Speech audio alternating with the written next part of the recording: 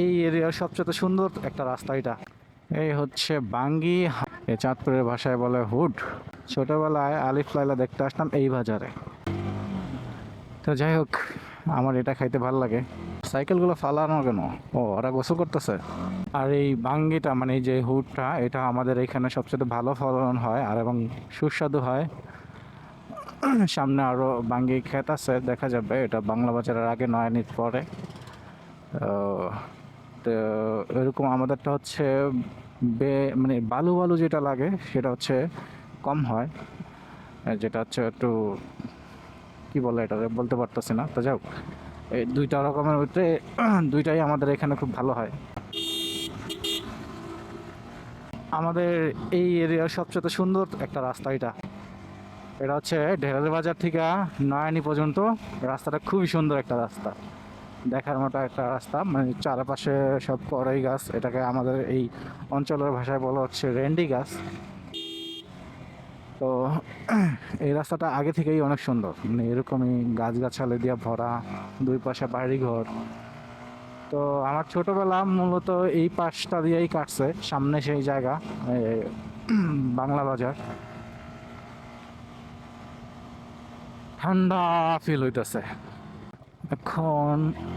নয়নে চাললাম, আর এই আশেপাশ দিয়ে হচ্ছে এই সামনে থেকে ফুড ফুড আই মিন বাঙ্গি, বাঙ্গির ক্ষেতগুলা শুরু হয়।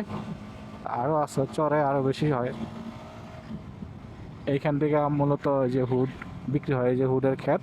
আর এই যে হুড বিক্রি হইতেছে, এটা এখানে এটা আসলেই দেখা যায়। এই যে রাস্তায় রাস্তায় হুড উঠায় রাখে, তারপর যার যখন পছন্দ হয় নিয়ে যায়। তা আমার মূলত এই এরিয়াতে আমার সবচেয়ে বেশি মানে ছোটোবেলাটা বেশি কাটছে এই যে এই জায়গাটাতে। তো নানুর বাড়ি ছিল মূলত এই জায়গায়, তো এখন নাই সেটা। এই জায়গাতেই নানুর বাড়ি ছিল। আরে বাপরে, গাড়িগুলা কেমনে আসতেছে!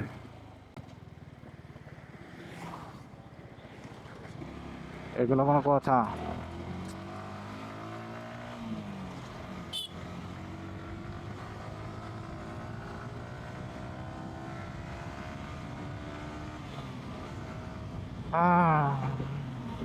আরে সেই বাংলা বাজার, যেখানে ছোটবেলায় আলিফ লায়লা দেখতে আসতাম এই বাজারে।